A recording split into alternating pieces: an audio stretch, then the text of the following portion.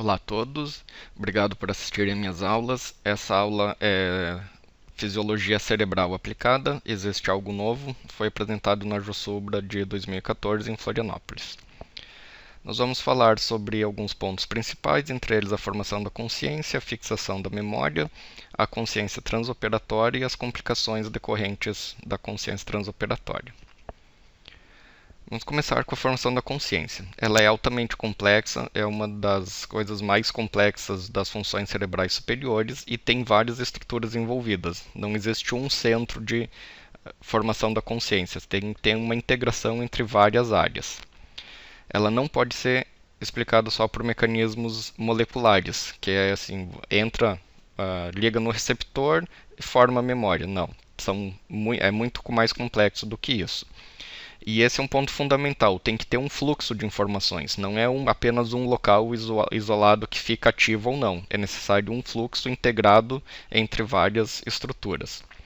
E tem um componente subjetivo, que, como por exemplo os casos de sonambulismo e estados vegetativos, onde se questiona qual é o tipo de consciência desses pacientes.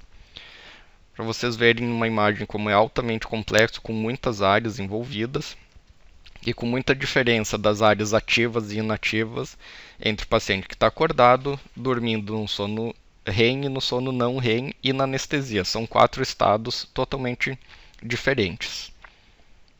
Então, os pontos vermelhos são os ativos, os azuis os inativos e a ação nos verdes é desconhecida.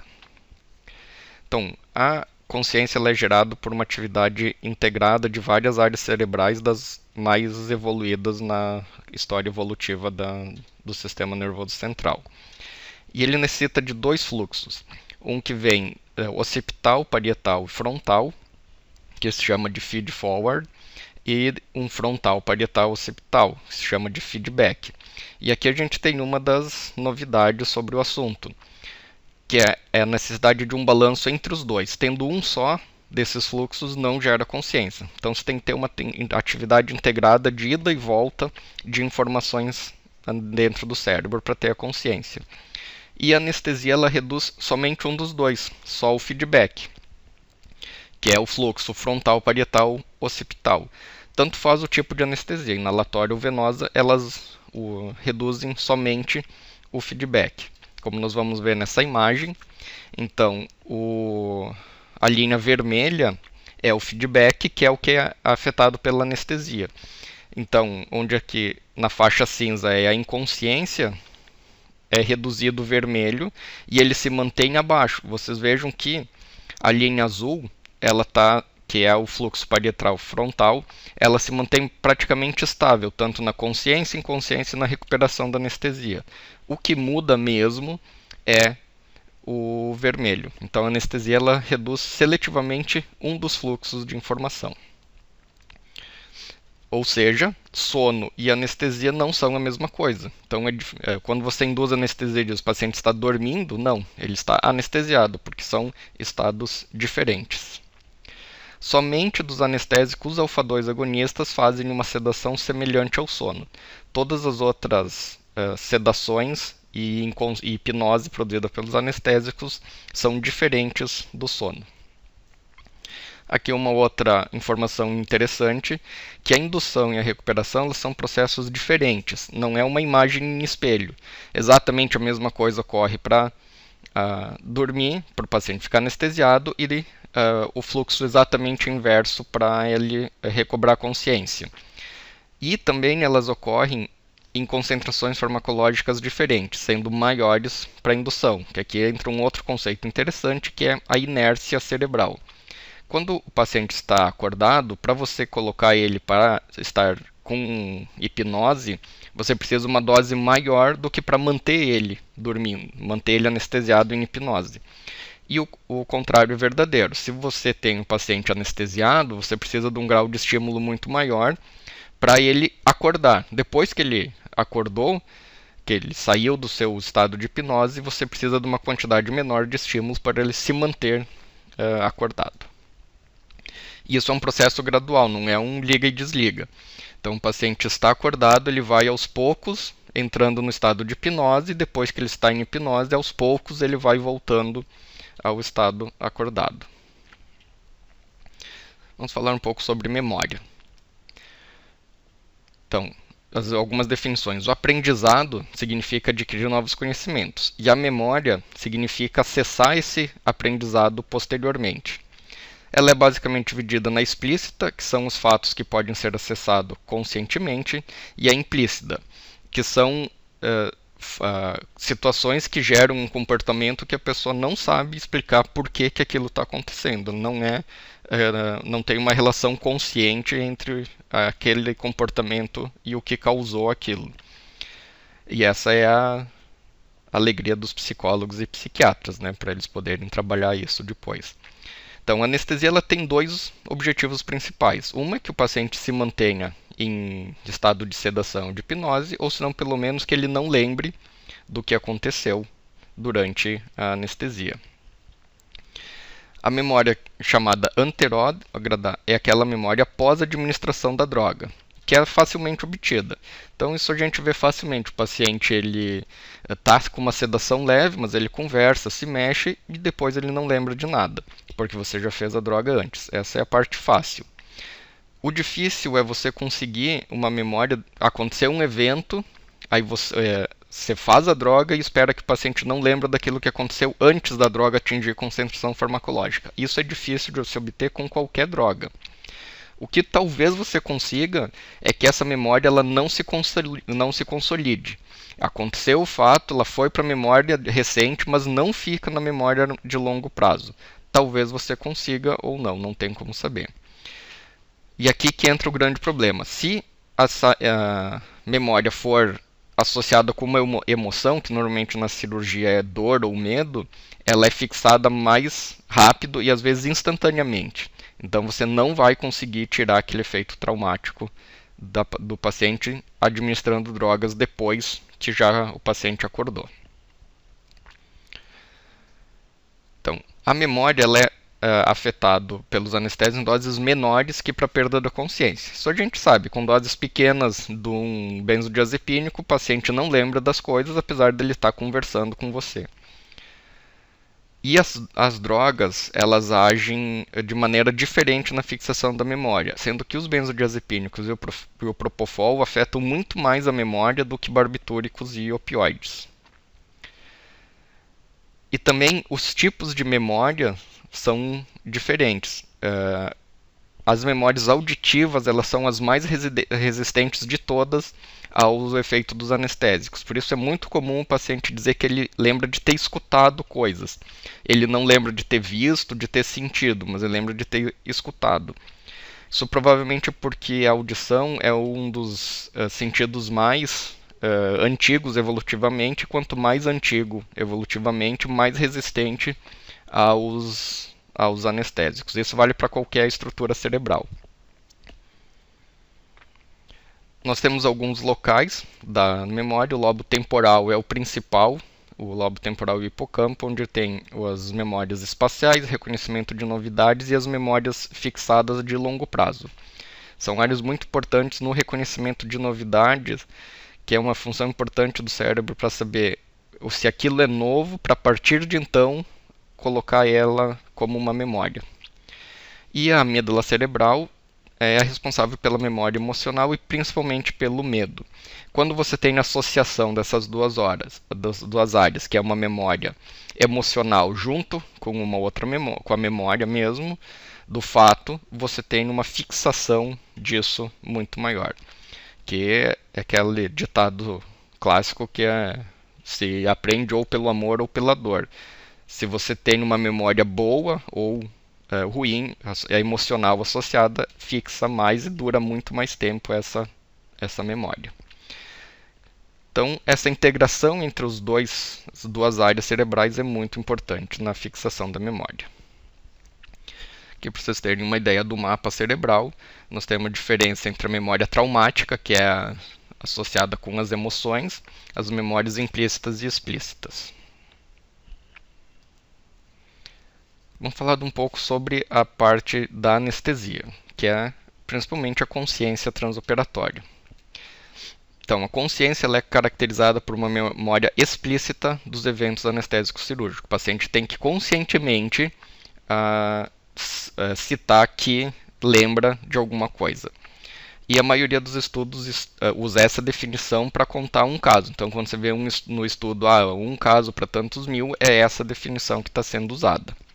Em geral, é 1 a 2 por cada 1000 anestesias na população geral e de 1 em 100 em pacientes de risco. Como essa diferença é muito grande, é claro que nós temos que saber quem são os pacientes de risco para ter um cuidado maior com eles. Lembrando que o cérebro é o principal órgão-alvo da anestesia geral. Anestesia geral significa que você está anestesiando o cérebro. E a gente não tem um monitor padrão e usado de rotina para a ação dos anestésicos. A nossa monitorização é muito mais para efeitos colaterais, tipo hemodinâmicos, respiratórios, do que cerebral mesmo. Para a gente conseguir estudar a consciência, foi criada a classificação de Michigan, que é a escala mais usada, é uma escala padronizada e reprodutível, que facilita o estudo também das intervenções e serve como se mostrou um preditor de sequelas e complicações. Que a escala é essa aqui: 0 sem consciência, 1 percepções auditivas isoladas, 2 percepções táteis, normalmente intubação e a incisão cirúrgica, 3 é a dor, 4 paralisia e 5, que é o pior de todos, paralisia e dor. Você pode colocar o D em qualquer um do 1 em diante, que é de distress, que é para medo, ansiedade, sensação de morte, sufocação ou algo parecido. Então, quem são os pacientes de risco que nós temos que ter cuidado? As cesáreas, onde você induz uma anestesia geral com baixíssimas doses de opioide ou sem opioide até. Nas cirurgias cardíacas, principalmente com SEC, onde você tem uma alteração farmacológica importante por causa da SEC e as concentrações podem ficar em baixas e o paciente acordar. E no paciente politraumatizado, que acaba sendo parecido com a situação do paciente com baixa reserva cardiovascular, que você vai reduzindo a dose dos anestésicos, porque o paciente está hipotenso, está com dificuldade de se manter hemodinamicamente, e essa quantidade não é suficiente para que ele fique anestesiado. Pacientes com indução do citocromo P450, principalmente uso crônico de algumas drogas, lícitas e ilícitas, algumas medicações. Paciente que já teve história prévia de consciência, ele deve ser considerado paciente de risco. E lembrar que se você tem uma dificuldade de intubação e que a tua tentativa de intubar se prolonga, você tem que prolongar a tua indução da anestesia também. E o que a gente pode fazer? O analisador de gases, com alarme para CAM baixa até 0,405 CAM, ele se mostrou muito efetivo para evitar a consciência transoperatória. Então, com meia CAM de halogenados, você consegue evitar consciência transoperatória. A anestesia venosa ela tem maior risco, então ela deve ser feita com uma monitorização cerebral. Qualquer monitor serve, pode ser BISA, entropia, qualquer um desses monitores eles são aceitáveis e têm resultados semelhantes. Lembrar que falha de equipamento sempre pode acontecer. Uma falha no vaporizador, uma desconexão no sistema, uma falha da bomba, bomba desconectar, a seringa sair, uma torneirinha onde está a extensão desconecta, sai e você não vê e o paciente acorda por uma falha de equipamento. Lembrar que a medicação pré-anestésica pode reduzir o risco, principalmente em cirurgias curtas. Uma cirurgia de 4, 5 horas, a medicação pré-anestésica já não tem mais o seu efeito. E lembrar, isso é muito importante, anestesia superficial com relaxamento pleno é o que tem o maior risco do paciente ter consciência transoperatória, dele ter o distress, dele ter paralisia e dor, e é quando as piores complicações acontecem. Alguns detalhes sobre os monitores cerebrais. Eles têm uma diferença de tempo, todos eles, entre a análise das ondas cerebrais, análise através do algoritmo e a apresentação do número que a gente fica olhando, que vai essa diferença de 30 segundos a 2 minutos. Eles têm um platô da curva dose-resposta, que é uma fase muito íngreme de mudança e depois uma estabilidade. E às vezes essa volta tanto para indução da anestesia, quando você induz, ele vai rapidamente ali de 90 para 40, 50. E a volta, ela é um pouquinho mais lenta, mas ela pode rapidamente sair dessa fase íngreme e o paciente acordar sem dar tempo de você perceber que o paciente está acordando. Ou quando o monitor te avisa, o paciente já teve a consciência. Não é recomendado que você vá reduzindo as doses por causa só pelo valor do monitor cerebral. Você tem que manter uma quantidade mínima, porque senão você pode... o paciente está naquela fase do platô. E daí, rapidamente ele muda e vai para a parte íngreme e acorda, e daí não dá tempo de você garantir a consciência. Os monitores cerebrais, eles reduziram o risco em pacientes de risco, que foram aqueles que a gente citou antes. Então, todos os pacientes de risco está muito bem indicado, precisamente indicado o uso do monitor de consciência. As complicações da anestesia elas são a consciência, as memórias implícitas com alterações comportamentais. Às vezes em criança isso acontece, a criança não consegue dizer exatamente o que aconteceu, mas ela passa a ter alterações comportamentais depois de fazer uma cirurgia. É provável que ela tenha tido consciência transoperatória. E o pior de todos, que é o grande risco da consciência, é o transtorno de estresse pós-traumático, que é o que nós vamos falar alguma coisa agora. Ele é a pior complicação possível. Normalmente está associado com paralisia e dor. Então, sempre cuidar, paciente com relaxamento total e em paciente que você está fazendo baixa dose de medicações analgésicas. Baixa dose de opioide, baixa dose de adjuvantes, ou você fez um bloqueio e o bloqueio não ficou bom e você está com uma anestesia com uma dose mais baixa. Então, a dor, ela provoca a associação da memória emocional com a memória dos fatos e é a pior de todas. Os pacientes psiquiátricos têm um maior risco de se tiverem consciência, não que eles tenham um risco de consciência, mas se eles tiverem a consciência dela se transformar num transtorno de estresse pós-traumático. E normalmente ele regride espontaneamente, a pessoa não fica com um trauma para o resto da vida. A maioria dos casos acaba regredindo, mas necessita de um acompanhamento pós-operatório. Então tem que conversar com o paciente, encaminhar ele para um psiquiatra, para um psicólogo, e tem que fazer um segmento. Mas como que esse segmento vai ser feito, qual vai ser a evolução, não existe um consenso. Tem que seguir um acompanhamento por 6 meses, 1 ano, não existe. Cada caso tem que ser avaliado especificamente. Então, concluindo a aula.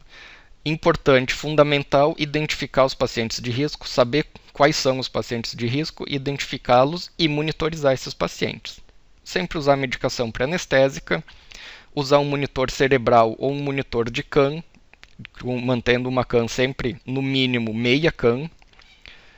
Considerar o suporte hemodinâmico, então um paciente politraumatizado, um paciente com baixa reserva cardiovascular, não reduzir muito a anestesia, porque ele está hipotenso, você faz um suporte hemodinâmico e faz a anestesia conforme o recomendado. E evitar o relaxamento total. Você precisa ter relaxamento para algumas cirurgias, mas você não precisa ter um paciente com conta zero no TOF, não precisa. Você pode manter um relaxamento parcial que não atrapalhe o cirurgião, mas que você consiga ver quando o paciente tem alguma movimentação. E sempre lembrar de associar técnicas ou medicações para reduzir a dor, que mesmo que o paciente tenha uma consciência, ele não tem as complicações mais graves que é do transtorno de estresse pós-traumático. E lembrar sempre, SEC, a extracorpórea e intubação prolongada são fatores de risco importantes para a consciência e transtorno de estresse pós-traumático. Em relação à consciência, ela é um processo complexo de várias estruturas e que necessita fluxos de informações antero-posterior e póstero-anterior. Sono e anestesia são estados diferentes, isso é muito importante. E a indução e recuperação também são eventos diferentes, não é a mesma coisa. São eventos gradativos que ocorrem em fases e com movimentação de informações diferentes. Sempre identificar fatores de risco e monitorizar os pacientes e tentar evitar a consciência e reduzir as complicações, se ela ocorrer, não se tornar um transtorno de estresse pós-traumático. Pessoal, gostaria de agradecer a todos que assistiram a minha aula até o fim. Tem várias outras aulas no meu site, jorgepreto.com.br. Tem o meu canal do YouTube também com todas as minhas aulas, e tenho meus contatos aí para quem quiser. Muito obrigado a todos.